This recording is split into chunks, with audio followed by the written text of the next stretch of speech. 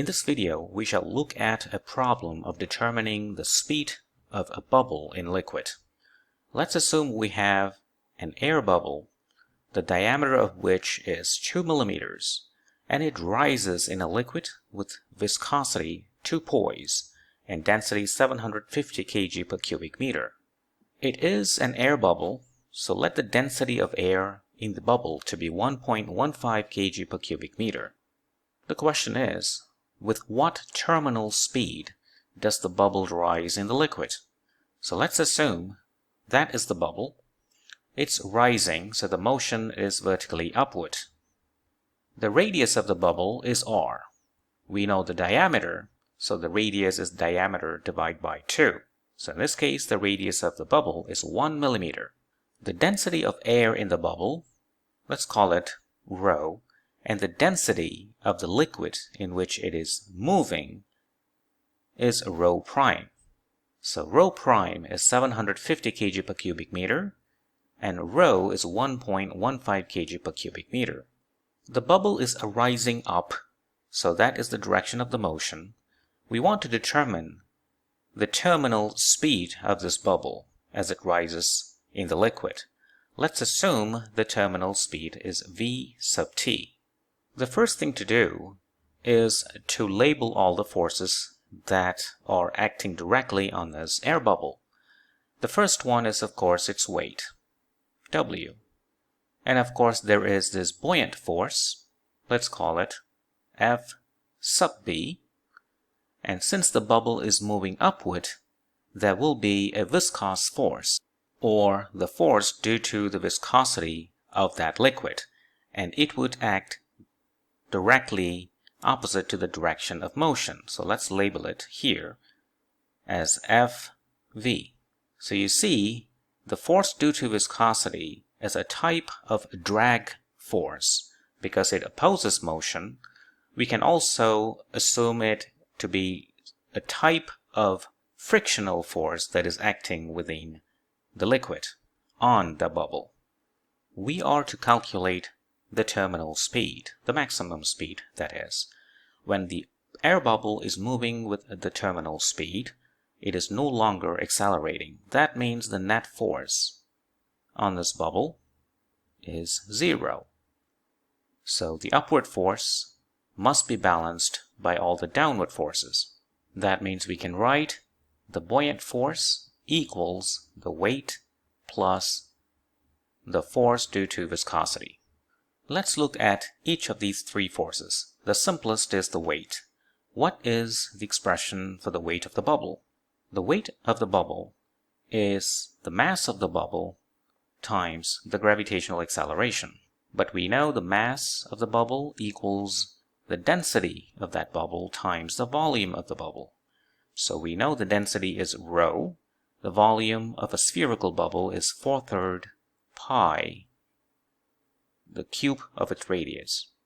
So that means the weight of the bubble can be written as 4/3 pi r cube density times gravitational acceleration. Now let's look at this buoyant force. By definition, buoyant force on an object equals the weight of the liquid displaced by the object.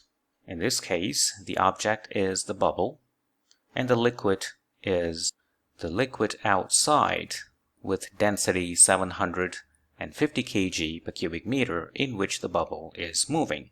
So the weight of that liquid displaced is the mass of that liquid displaced times gravitational acceleration. Now the mass of the liquid displaced equals the density of the liquid, which we have denoted as rho prime, times the volume of that liquid.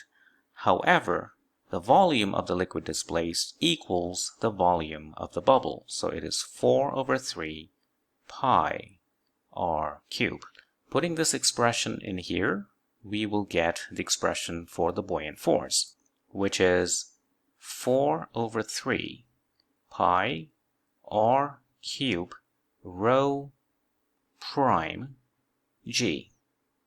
The final term is the force due to viscosity of that liquid. That expression is given by the so-called Stokes law, and it is 6 pi, the radius of that air bubble, the velocity or the speed of that air bubble, in this case the terminal speed v sub t, times the viscosity of that liquid in which the bubble is moving. This is what we call Stokes law. It is a law that gives an expression for the force exerted on any object with, say, radius r moving with speed v through a fluid with viscosity eta. One of the conditions for this Stokes law to hold is that the liquid flow must be laminar. In laminar flow, the layers of fluid slide smoothly over one another. So that is the assumption for Stokes law to hold. So let's substitute all these terms in this equation and try to solve for the terminal speed.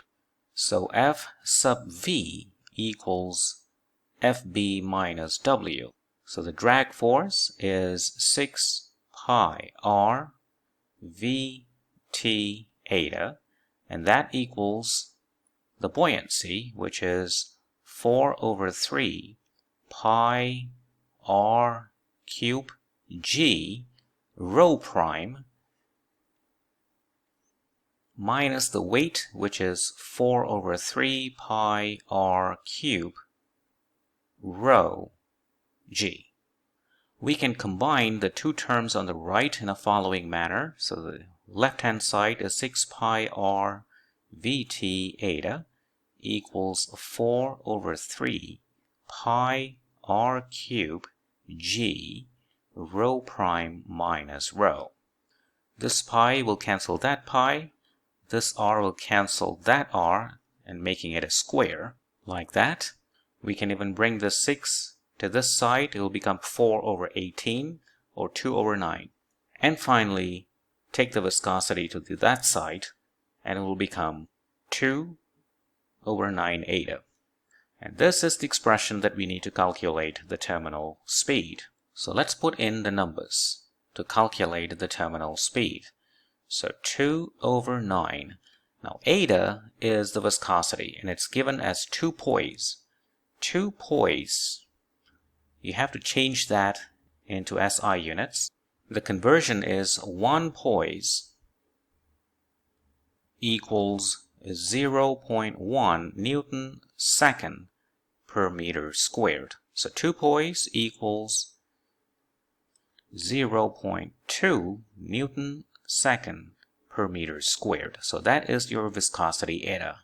So let's write that over there. R squared, R is the radius. The diameter is 2 millimeters, so radius is 1 millimeter, or in meter it is 1 times 10 to the power minus 3 meter. So you can write it like that. Don't forget to square. G is the gravitational acceleration, 9.81 meter per second squared. And finally the difference, rho prime minus rho. Now rho prime is the density of that liquid, which is 750 kg per cubic meter. Rho is the density of air within that bubble, which is 1.15 kg per cubic meter. So minus 1.15, and that's the difference. So that difference is 748.85 kg per cubic meter. That's the difference that you put in there. It appears there. And now we can calculate the terminal speed in meter per second. And if you do the calculation, you will get the following answer, which is 8.16 times 10 to the power minus 3 meter per second. Or, quite simply, 0.816 cm per second. And that solves the problem. Thank you for watching.